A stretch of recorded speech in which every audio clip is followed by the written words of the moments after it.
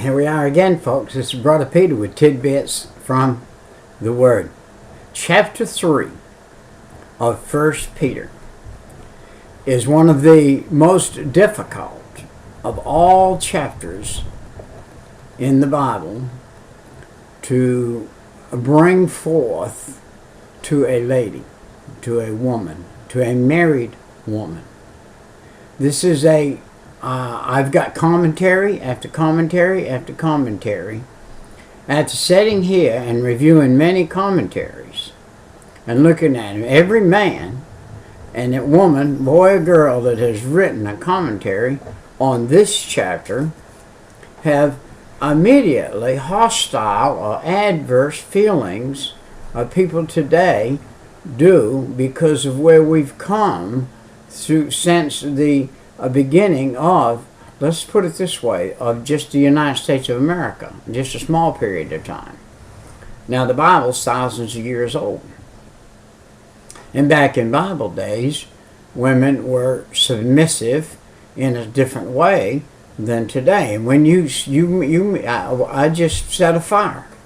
I just threw a match on a fire when I said women and submission at the same time. Submission, proper submission to the authorities will keep you out of trouble when you're driving your car. Proper submission to different aspects of life will keep you out of trouble. Doing this excerpt, and you've heard this statement before, it's like walking on eggs.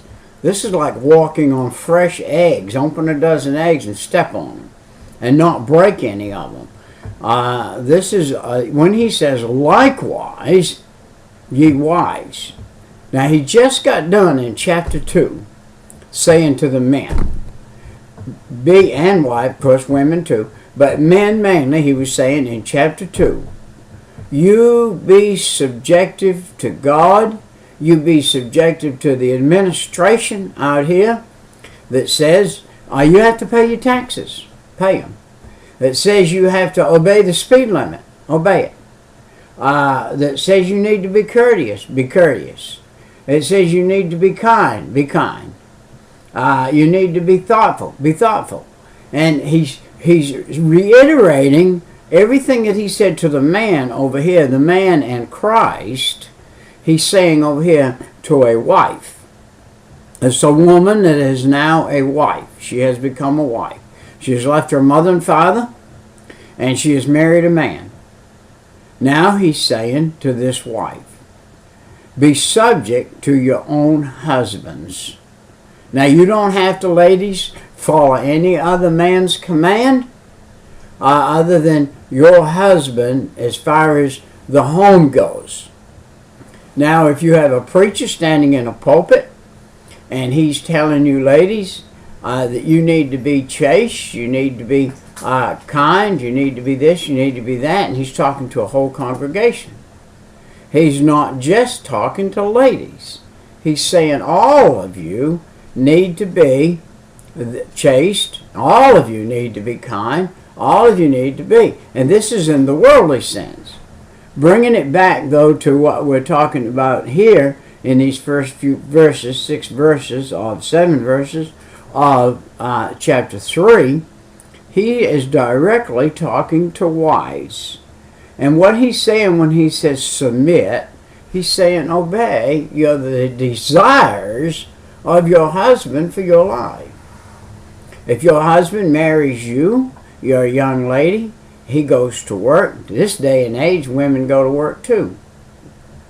The husband, when he comes home, he says, I'm going to be home at 6 o'clock. And do you know that one of the worst things a husband can do is say this, my mother always had supper ready. He better not say that. He just better not say that.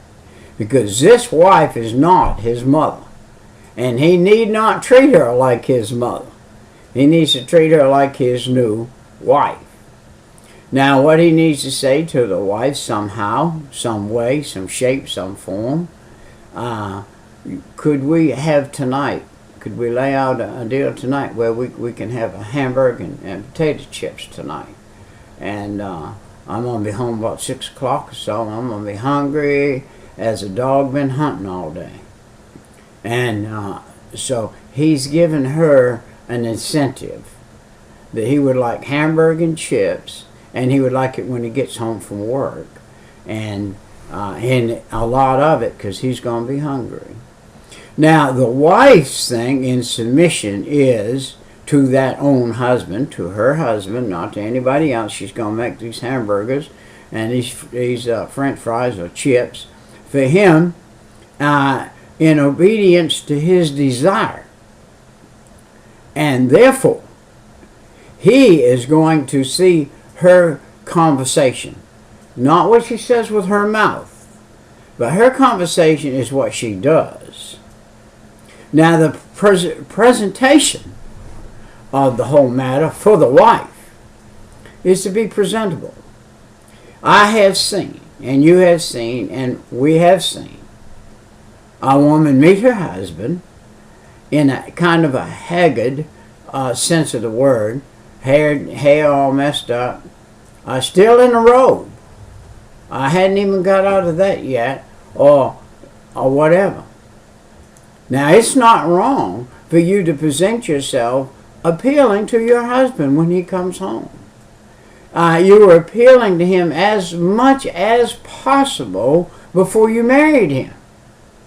You would not think of meeting him without being proper, without looking proper and everything. But now you're married to him, don't let that slip.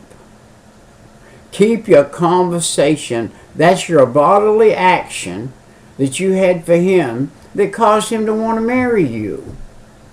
Keep that intact. He's saying, look, the relationship for you, wife, and your husband is going to be a good one, is going to continue on just like why he wanted to marry you. And the enjoyment you had prior to marriage should be enhanced even more. So therefore he's saying, now this is how you obey your husband. Now if your husband should not happen to not be a Christian, and you are, you shouldn't have married him in the first place until he was saved. But because you have, and now you've entered in to an unequally yoked marriage in the sense of the word, and you want to win this man over to God, you must be more chaste. You must do a little extra work in being obedient, in being presentable, and keeping your conversation. That is your manner of way. In fear, in a little bit of fear in the sense of the word, just like you would with your mother. Your mother says, hey, you be in tonight by 11 o'clock. Why are you in by 11 o'clock? Two things. One thing is you love your mother, and you're going to obey her. Second thing is you have the fear of what she's going to say if you're not in by 11 o'clock. Well, this is the same way with a wife and a husband. She has to have a little bit of fear that she might work her husband in an odd way, or he would take things in a bad way. Now, a man and a woman, they're two different beings. 100% two different beings. A man is what he is called and is called manly. A woman is what is called womanly. And if the roles ever change, you got a problem. Now, the woman is not supposed to become manly in her mannerisms, and she's not supposed to become manly in her speech. She is not to boss her husband, verbally say things to her husband, hey, you get out there and get the car running. No. She could say, husband, I've got a couple more little things to do right here to my face. In the mirror, would you get the car running? Why, the husband's going to run out there and get the car running. But if, on the other hand, she says, hey, here's the keys, go get that car running, that's a different matter. Men do not like that. Men don't even like that from another man, let alone a woman, and let alone their wife. So what he's saying here, wives, be careful. Be careful now, because you're married to a man who, and he's of a different makeup than you are, and he's not liking to be bossed even by another man, let alone a woman. And even though you're his wife and you're his woman, this is what he's saying about being chaste, being chaste in the Word too, in the spiritual word too. Now, if you're a Christian and your husband is not, you have a bridge to cross that's very difficult. To say to your husband, would you go to church with me today? And he says, no, get out of here. I told you before marriage I wasn't going to church with you. So what have you got to do now? Now you got to be double chaste. You got to be double obedient, be double work, be double pleasing to him. You really, if you're a woman, you need to be double pleasing to your husband anyway.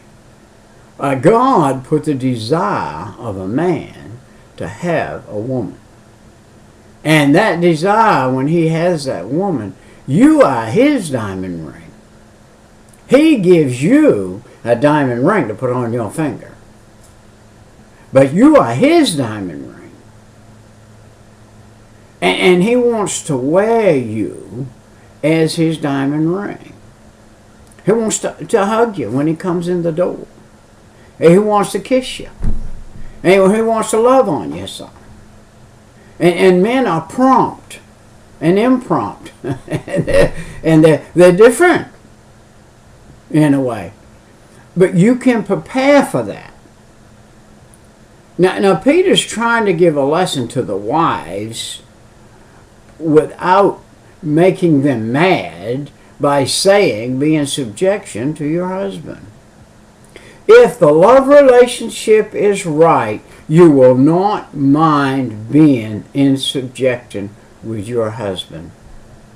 You will want to be in subjection with your husband. And you guys eat supper, and you might mess around a little bit and then say to your husband one of your desires. Say, hey, I would like to run down to the clothing store and maybe pick out a blouse. How about that? He's going to say to his wife and to you, he's going to say this. Yeah, we'll run down there. Our finances this week would be a fairly inexpensive blouse, but we can go down and look at them anyway. And so y'all take off as a couple down there and you look at them. And everything's happy. And it's all happy. It doesn't take much to rock the boat. You know, a puff of wind can come up from nowhere. You're out there in a boat, you're fishing, or you're out there in a boat, and a puff of wind can come from nowhere and broadside you, and all of a sudden, man, you're flopping around in the boat. Well, this is the way with a marriage. A puff of wind from somewhere can blow and rock the marriage. So be careful, and I'm going to say right here, women, be careful. Likewise, ye men, over in chapter 2, God was speaking to you men, telling you to obey, submit yourself to every ordinance over there in verse 13. And now he's talking to the woman to submit herself to the ordinances of the man. Now, man, listen to Brother Peter. Do not bring your old life that you had at your old home with your mother and your father. Do not bring that up. Say, well, my mother, well, my mother, well, my mother, well, my mother. You're going to make an adversary of your mother to your wife. She is not your mother. She is your new wife. And she is your wife. And if you've been married a lot of years and you hadn't figured that out yet, you need to figure that out, and you need to leave your mother out of the equation. I hate to hear a woman say, well, you know his mother did this and this and that for him. Hey, fella, your wife will do this and this and that for you too. But she's not going to do this and that for you if you bring your mother into the equation. She's going to bring up right quick, hey man, I'm not your mother. I'm your wife. So you better keep your mouth shut about your mother and let your wife learn what you like, and then you'll get what you like that your mother did without talking about it. Talking about it will cut it off, and not talking about it will bring it on. So, and then he talks about in verse 3 here, woman, not just your outward adorning, even though you need to look nice when your husband gets home or whatever. But it's not just the putting on a lot of gold earrings and a necklace and some smelly stuff. But it's that manner of how you live. I walked into my house, and I come in from work, and I opened the door, and I smell this aroma. I love spaghetti. I love a spaghetti sauce that you can smell for half a mile, and when you put it in your mouth, you can taste it for a week. I love a spaghetti sauce that is Italian. And boy, do I love to open the door and smell, boy, we're having spaghetti tonight. I could do that 3-4 times a week and enjoy it every time. But this is what you need to know. Lady, woman, wife, you need to know, what does your husband like to smell when he walks in the door? What is his favorite? What is a list of his favorites? I love liver and onions. You say, yeah. A lot of people say, yeah, well, liver and onions, I couldn't stand to be in your house. Man, I open the door, smell liver and onions. Wow. I love that. A nice baked potato. Wow. A good meal. And listen, this is the conversation now that God's talking about for you wives, and through Peter. He's saying, wife, this is the conversation you need. You need to know what it is that makes this husband tick. And how to, it's not the plaiting of your hair, even though he's saying here in verse 3 of chapter 3, not the plaiting of your hair, and not the wearing of gold, or the putting on of apparel, but let the hidden man of the heart, in that which is not corruptible, even the ornament of a meek and quiet spirit, which is in the sight of God of great price. Wow. A meek and quiet spirit toward your husband. Hey, there's nothing better when you get married for a man than a woman. And there's nothing in this world better for a man than a good woman. And what makes a good woman is her wanting to be a good woman to her husband. Her wanting to please her husband. Her putting herself away when her husband comes in, put all her selfishness away, and put all her desire toward him, and he will meet all of her desires. It's a two-way street. He will meet her desires if she will meet his desires. He'll want to come home. He won't want to go to the pool room for 3 or 4 hours before he comes home. He won't want to go over and throw horseshoes with the boys for 2 or 3 hours before he comes home. He'll want to come home. If you have a problem in your home over this between you and your husband that's been built up over a period of time even, you can turn that around. Rekindle the fire that was there when you got married. Rekindle the fire. Keep the fire going. You got to keep that fire stirred up. Do you know, we go out camping, and here we are camping, and we got a fire in front of us. Every now and then we got to throw another log on it. If you don't throw another log on it, pretty soon you say, hey, what happened? The fire's going out.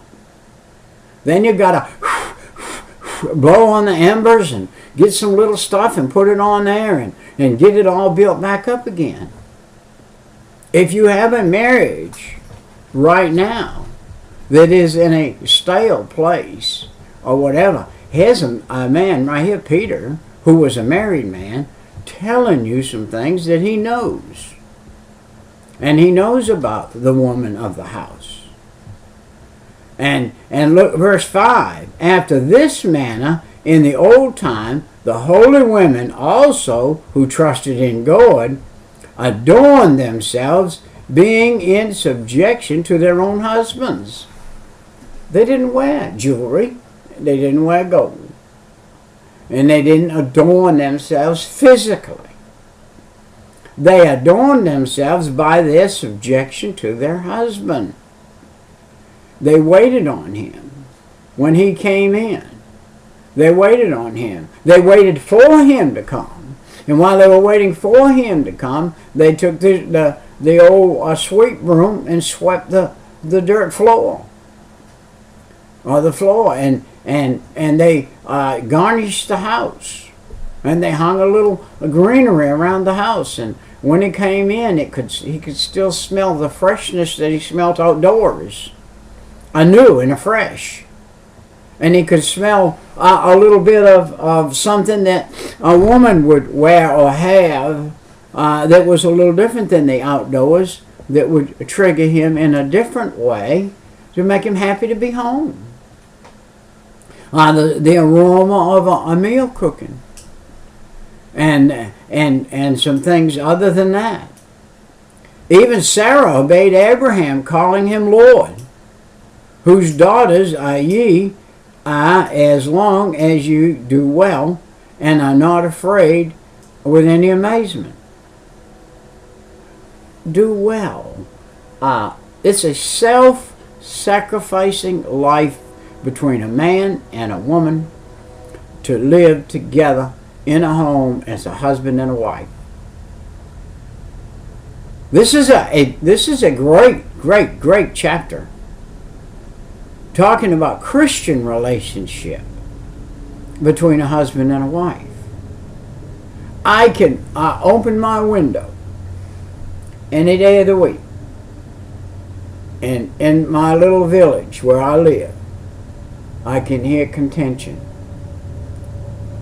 One shouting at another, door slamming, unhappy homes. Why? They have not followed this principle.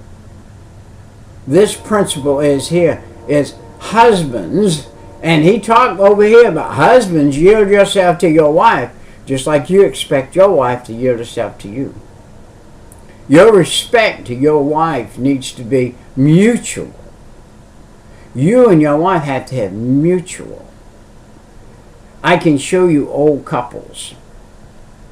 In our church I go to right now even, I can show you couples who have learned exactly what this says, how to get along, how to live together. I can see wives right now that I know have been married for 50 years, 60 years to their husbands, who have the same respect for them right now as they had when they got married. What happened? That lady learned how to live her life in such a way that her and her husband, they're like a pair of rings, which you put on, by the way, when you get married. You put one on her finger and one on yours. This pair of rings is supposed to be hooked together right here, never to be separated. And that's the way it is. Finally, be ye all of one mind, having compassion one of another. Love as brethren, be pitiful and courteous. There's two types of relationships in a man and woman's life, in the Christian life. And that you've got to love each other without animosity or anything else in between you. And so, look at this. Not rendering evil for evil or railing for railing, but counterwise blessing, knowing that ye are thereunto called, that ye should inherit the blessing. For he that will love life and see good days, let him refrain his tongue from evil, and his lips that they speak no guile. Let him issue evil and do good. Let him seek peace and ensue it. Verse 12. For the eyes of the Lord are over the righteous, and his ears are open unto their prayers. But the face of the Lord is against them that do evil. Verse 13. And who is he that will harm you, if ye be followers of that which is good? Listen. A marriage is like living in the world with everybody in peace and harmony. I will guarantee you, if you've been married any length of time, your wife has said to you, man, on the way home, you got in the car together, has said to you, boy, if I did that, you'd had a fit. You'd have had a fit. And that other woman did that, and you just say nothing. Well, what you can say to her, she's not my wife. And if she was, I sure would say something. Now, I feel bad for the man that has to put up with that. And I have said to my wife, I have got in the car before, and I said, boy, am I glad I married you. She said, what? What's going on? Why? And I say, that poor guy there, he's got problems. His wife's not obedient. She doesn't care so much for him as she did when she married him. And so these things can happen. So we've got to be careful that we marry right. Now listen to this. Let's go out and do a little review on that. Submit, obey, be chaste. Outward adorning is not the chief answer.